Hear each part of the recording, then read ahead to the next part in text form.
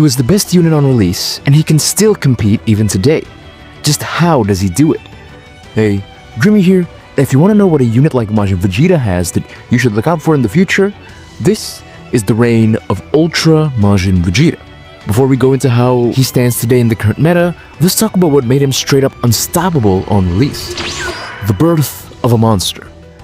8 months ago, as I'm recording this video, the reveal of Ultra Majin Vegeta was fairly hype. We haven't really gotten representation at that point for the character in a really long time. At least, a good version of the character. People saw his kit on paper and were instantly hooked. The moment real PvP testing started though, people were sold. Majin Vegeta was the best in the game. High damage through a variety of methods, easy combo potential, innovative survivability, and the best auto counter in the game. What didn't this man have? UMV has high base damage, and you especially felt that with his special move.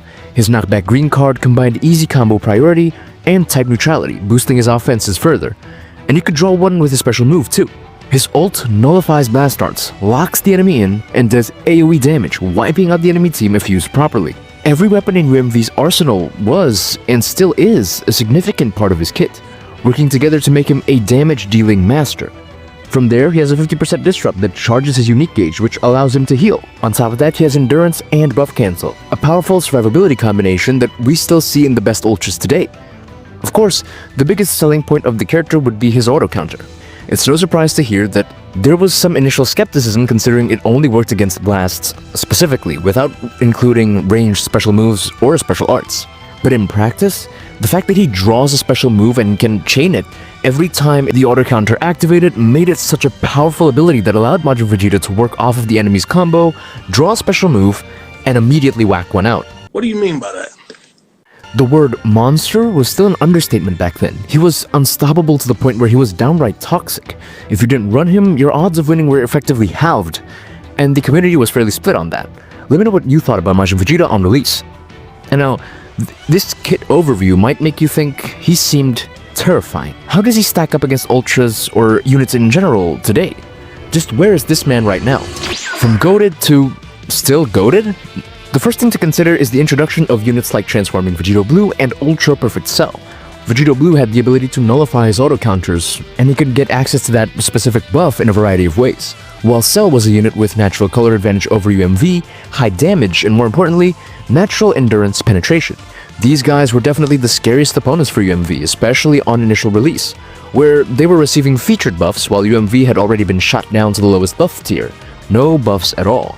From there, the whirlwind growth of the Daima tag is probably going to be one of the biggest canon events to take into account here. All the units on here shifted the meta in such a big way.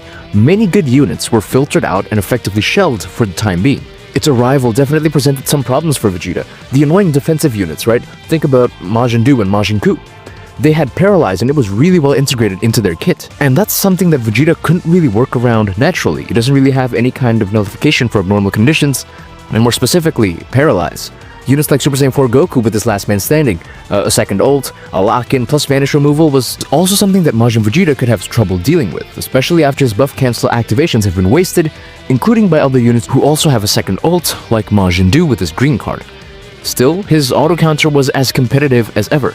It still worked every single time. And while his lock-in ult would be able to clear out the team when used against Majin Du, who is at a natural type disadvantage to UMV. Some would argue that UMV was down for the count, but I can say for sure that he wasn't out just yet, not by a long shot. And as the 7th anniversary units rolled around, UMV started to get shaken up even more though. But that didn't mean he couldn't hold his own. He could easily clear the Part 1 units with his ult, as long as Super Saiyan God Goku wasn't around though. His auto counter was still in full effect against everyone, and he could clap up the units who were at a type disadvantage. Though just about everyone could wreck this guy, to be fair. Then with Part 2, Majin Vegeta was tested to his absolute limits, as one of the best ultras in the game. Kaioken Goku does so much damage with his strike and special moves, so he became a real challenge for UMV to overcome. In every single fight, they'd go up against each other. Vegeta also had a revive which made him trickier to kill, and Majin Vegeta felt that added struggle just like everyone else. He could nuke Tien and Chaozu very effectively though, and that was probably like one of the best parts of the character. A lot of the key elements of his kit were still intact though. Auto counter, type neutrality, powerful ult, all that good stuff. Part 3 has been the harshest though, a point in time where Vegeta actually slipped in the general Ultra rankings. The two newest Ultra champs have better stats, just flat out. Frieza's Death Beam also isn't something Majin Vegeta can stop in any way, namely with his auto counter. Ultra Super Vegeta with his platinum equipment from the 7th anniversary after party also has so much raw defense that he doesn't rely on an auto counter to survive, unlike Vegeta. Despite being punched down by so many units, Majin Vegeta is still arguably a top 5 or even top 4 Ultra today. So how is that? Especially when some Ultras have fallen off harder in less time. How does an 8-month-old unit survive a Legends Festival and an anniversary, remaining in the meta circle of units to this day? Here to stay, for now. The reign of Majin Vegeta isn't random, or just based on one element of his kit. It's actually the complete opposite. Think about it. He has a high damage special move that draws a green card. Then he can start a new long combo with that green card while your unique gauge charges in the meantime. You can end the combo with his ult, ignoring every kind of blast darts, locking the intended target in, and doing damage to the whole enemy team. Then, when the enemy gets a combo on you, you can stop it and use his special move again. Every single component of Majin Vegeta's kit is weaved together perfectly. He gains access to a strong ability in his kit from another strong ability in his kit. This constant cycle and balance of abilities makes Vegeta a strong standalone unit in his own right. And even as the times move on, he'll remain as a self-sustaining all-rounder who can fulfill any position needed on whatever team. Him being broken, toxic, and unfair back then means he has a bit of a head start when a new unit drops as the meta shifts into the modern day. As long as only one unit in the meta can naturally nullify endurance from the start and no new units can nullify auto counters, there are virtually no other characters discussed in this video who can hard check Ultra Majin Vegeta and stop him dead in his tracks, unless they rely on pure stats as the strongest advantage. And that's probably the only thing worth acknowledging when talking about UMV's meta standing. His kit is still good to this day, but his dated stats have become a huge thing holding him back today. But again, sure, his stats, old, but his ult, amazing. His auto counter, still the best in the game. It's brilliantly toxic unit design at its finest. Like I said before, easily still a top 5 Ultra today. But what's the takeaway? What's the moral of the story? Conclusion: complete kit equals amazing aging. Majin Vegeta's reign is still ongoing in one way or another, though as a standalone unit, he's far off from what he used to be able to do in his prime.